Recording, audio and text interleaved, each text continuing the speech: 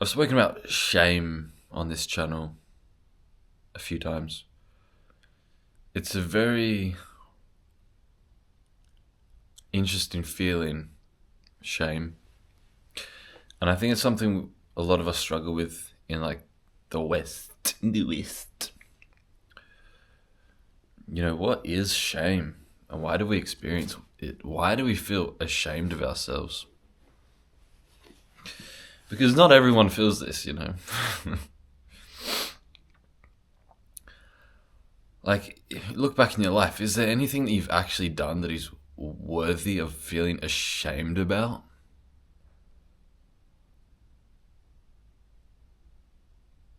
Like, probably not.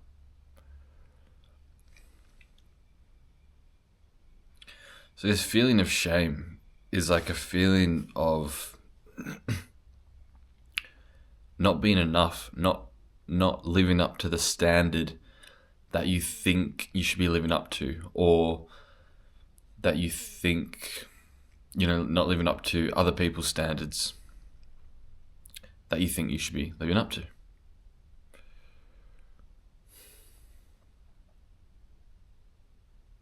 And so you feel insufficient.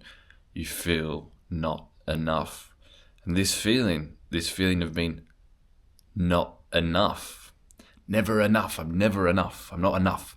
I've got to do more and be more and get more. So I'm enough. And this is such a pervasive issue in this culture. So many of us experience it, and it's like, this is the feeling that I've been trying to understand and overcome for so long now. In a sense, you could call this in a sense, this has what my spiritual journey has been about. It's like, I feel insufficient. I don't feel enough. I want to feel enough. I want to feel unconditionally enough without needing to do anything, go anywhere, get anything, be anybody. This is what my whole spiritual pursuit has been about, really. Can I just sit down and feel enough? Feel like everything is absolutely fine, without any kind of subtle, lingering background hum of dissatisfaction or insufficiency or inadequacy. And, when I look back at my past and compare it to my moment-to-moment experience now, I certainly have made progress in this. But nevertheless, it's like, there's subtle and subtler levels. It's like, if I really do tune in with myself, still, it's like, there's still this like kind of restless impatience of, like, this moment is not enough. This moment is not enough. This moment is not enough. I'm not enough. What have I got to do? What have I got to do now? Well, what's next in life? What. And I mean, first of all, I'll say that there's nothing wrong with that, because here we are living life. There's always something to be done. There's always the next step, right? There's always, it's like, you do want to not waste your life. You don't want to just sit down and do nothing. Certainly you want to be able to sit down and do nothing and feel enough, feel unconditionally enough and content. But that's not like the goal. It's like, when the conditions arise, when the conditions all line up and you find yourself just sitting on the ground doing nothing, you want to feel like that's okay, everything's okay. But I'm not saying it's like that's what you want to, that's the goal to get to, is the way you just sit down on the ground and do nothing for the rest of your life. I mean, it depends what you want. Maybe you'll go through a period of time in your life where sitting on the floor doing nothing for like a long period of time is exactly what you need. But like I said, like, this is life and there's so much to do. It's like, so what do you want from your life? What do you feel like you need in your life that would make it like that would make you feel like you're not wasting your life, not wasting what you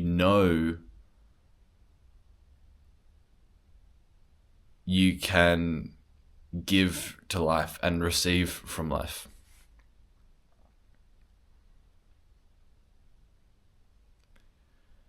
And so, it's interesting because it's like,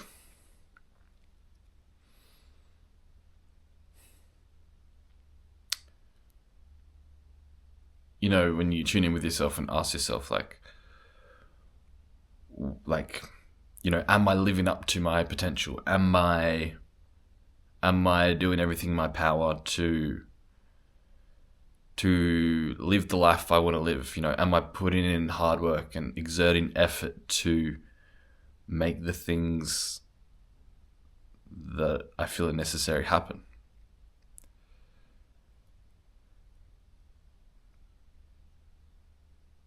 It's not always the case that you're doing it. You might be like, oh, I'm feeling kind of lazy, I'm being a bit lazy.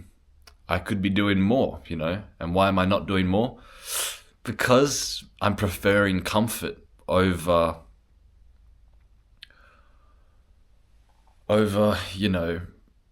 going into the trenches, facing the fears that is going to be involved with pursuing the things you want in your life, right? Because the things that you want in your life, if they're going to make a change at all, they're going to be things that are going to be initially uncomfortable because they're unknown to you. You're going to experience anxiety and fear and uncertainty. And so it's like, yeah, well, I would prefer just comfort.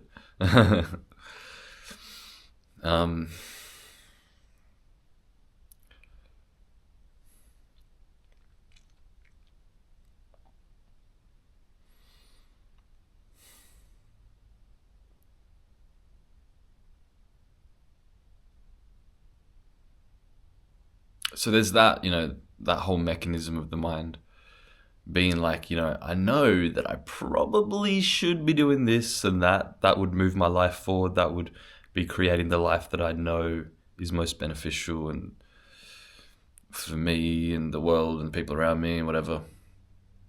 But it's like, but I don't know if I'm ready to face the fears and discomfort of that.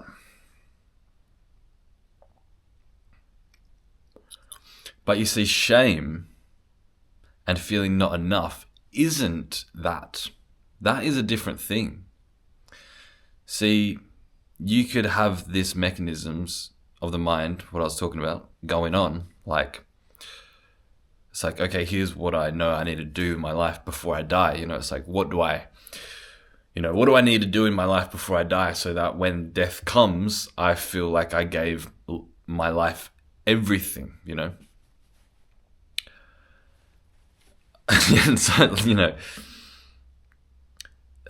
asking that and then feeling this kind of subtle dissatisfaction of like, oh yeah, I'm not living up to what I could be living up to.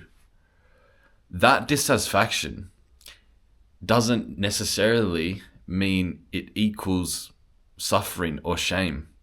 See, that dissatisfaction is like natural. It's a kind of a motivator to get up off your ass and make shit happen. But again, like shame and feeling not enough, that doesn't have to come into that equation. You could feel like, yeah, okay, here's what I want to do in my life and I'm not like really doing it. Having that realization doesn't necessarily mean that you have to feel ashamed of yourself and you have to feel like, oh, I'm not enough, I'm not adequate, Right? It's a different thing.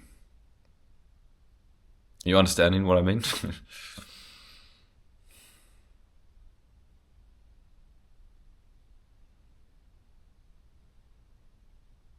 Because think about it, like, there's always room for improvement. That's never gonna change. There's always something that you could do that, you can always ask yourself, like, what more can I give to the world? What more can I receive from the world? There's always going to be something. And there's always going to be that something that lives at your edge. The edge of your comfort zone. The edge of your, what you know is familiar. The edge of the known and the unknown. There's always going to be that edge. No matter how much you, quote unquote, succeed in life, or how much you get in life, or be, or go anywhere, there's always going to be that next edge. Always, for the rest of your life. Right?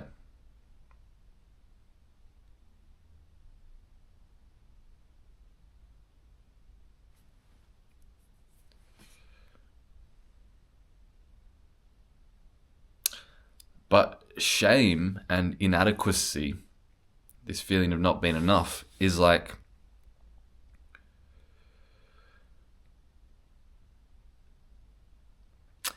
it's very,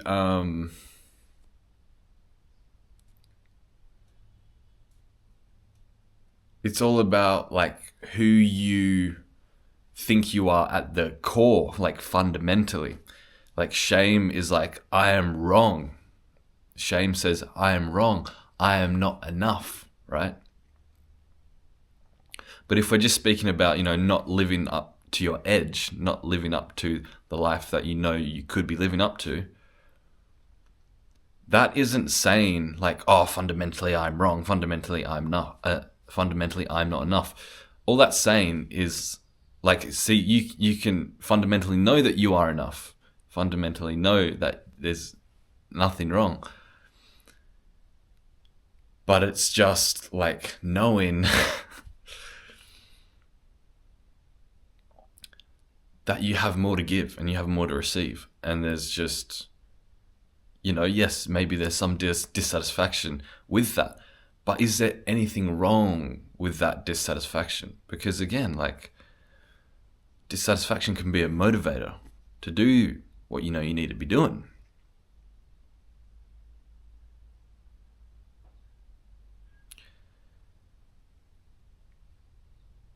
So you don't have to feel so bad about yourself, And, that I don't think there's really much wrong at all with staying in comfort, staying in procrastination.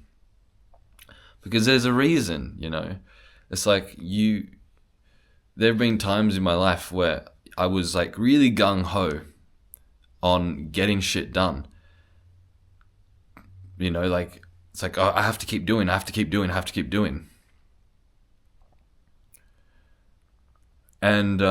it's like, I have to, I just have to keep doing and not think about it so much. And that is like such a valuable thing to do, like especially in this culture, especially in this time we live in where everybody's fucking overthinking. Like, yes, swing the pendulum the other way and definitely stop thinking and just do shit, right? But what I noticed when I did that is that, yeah, it was great in a lot of ways. But I also came to a point where I realized, like,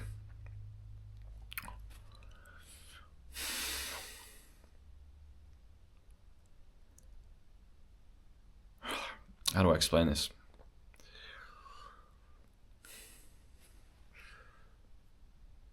Where I didn't give myself enough room to actually like sit down and reflect, like, okay, where am I actually heading towards though? Where am I actually going? Like, am I just doing? Am I just doing? And am I just like facing my fears for the sake of it now?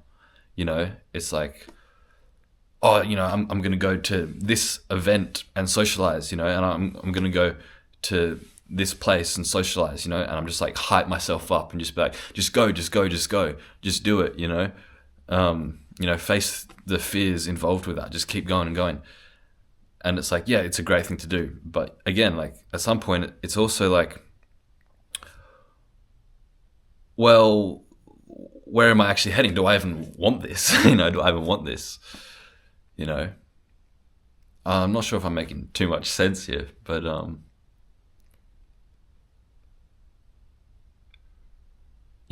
like procrastination is like, it's your mind's way of like kind of helping you, of being like, well, is this thing do I actually really want this? Do I really want this? Is this even what I want?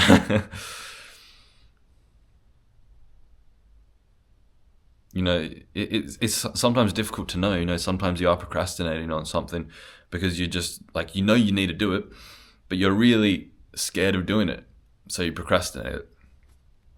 Or something really difficult, and you're just like, I can't be bothered. But other times you're procrastinating because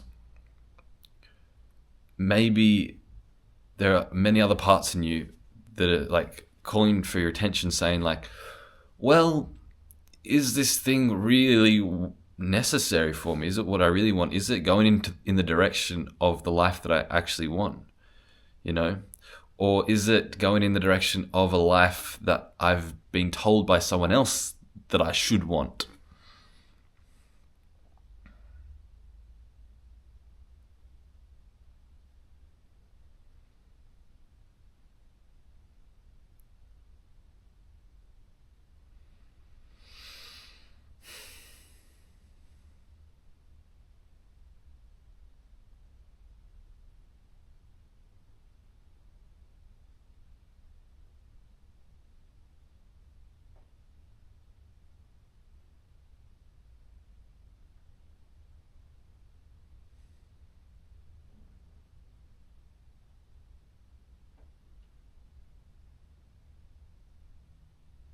So again, I'll ask you once again,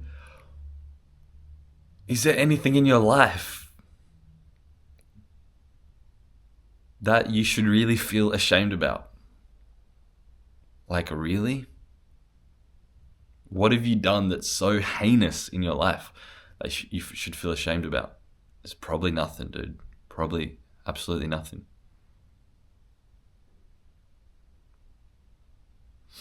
So you're not a bad person. You're not a bad person. You're doing the best you can, Life is fucking hard. We're fucking bombarded with so much of bullshit. When we wake up, in the media, the advertisements, people's philosophies and ideologies and beliefs, it all fucking conditions us to live a kind of shit life, And, in a sense, it's like, that wasn't our doing, So the way that we are, even if we don't like the way that we are isn't like, it was never our choice to be the way that we are. Like, you're not an independent entity that chooses all these things, right? Everything is interdependent.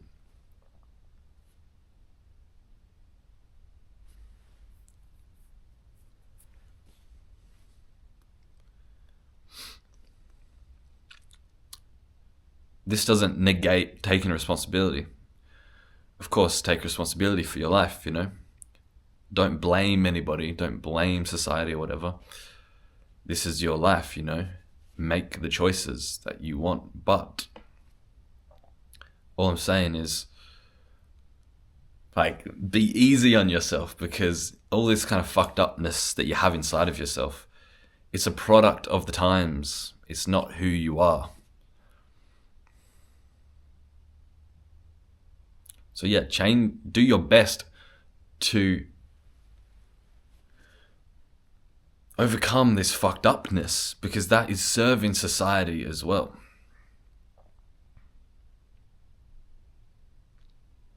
It's like if you see the fucked upness in society, by directly facing that within yourself, how society fucked you up, facing that within yourself and resolving that within yourself is the best possible thing that you could do for society. Because then now you're going out into the world and you're not causing any more suffering. And if everybody did that, mate, how good would that be?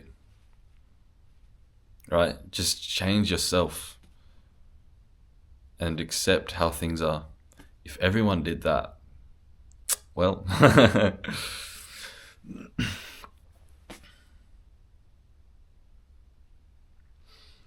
so again, it's like this shame thing. It's like, oh, well, I've got to, here's the fucked upness within me. I've got to change it, because I'm so ashamed of myself, whatever. It's like, no, like who you are fundamentally at the core is enough.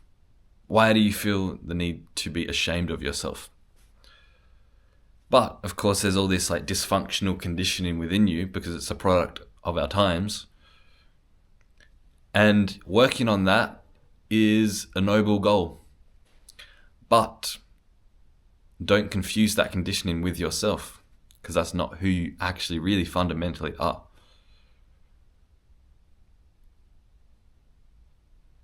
So, work on improving yourself. Always work on what's the next thing. But don't hinge your whole self-worth on that, because that's not who you are. And again, remember, like, as long as you're living, there's always going to be room for improvement, right? So there's not going to be ever an end point. And that's what shame kind of says. Shame is like, I'm not enough, I'm not adequate, I need to do this and that and this and that, and then I will be able to feel enough, adequate. But that's not what happens. Because if there's always room for improvement, and if shame attaches itself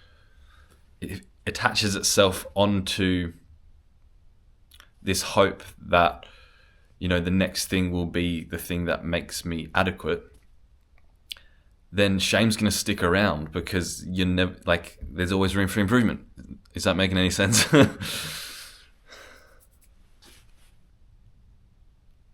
So I guess, in this video, what I want you to take away from this is, like, if you feel ashamed, if you feel this shame, try to untangle it and detach it from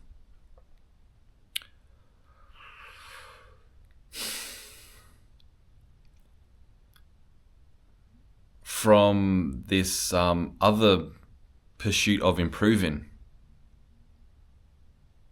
if that makes sense.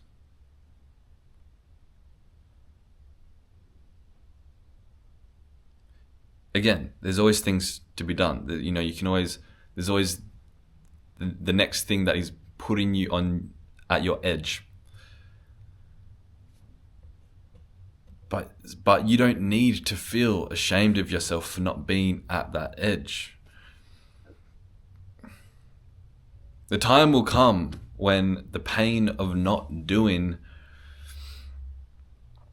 the thing at your edge becomes greater than doing the thing at your edge.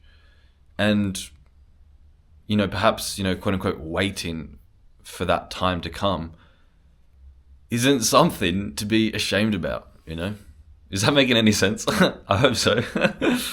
Let me know what you think in the comments. If you have any thoughts on this, please like, subscribe. That helps me out a lot. And if you want to talk more about this, come join up on the Truth Playground. Top link in the description. And I'll see you next time. Peace.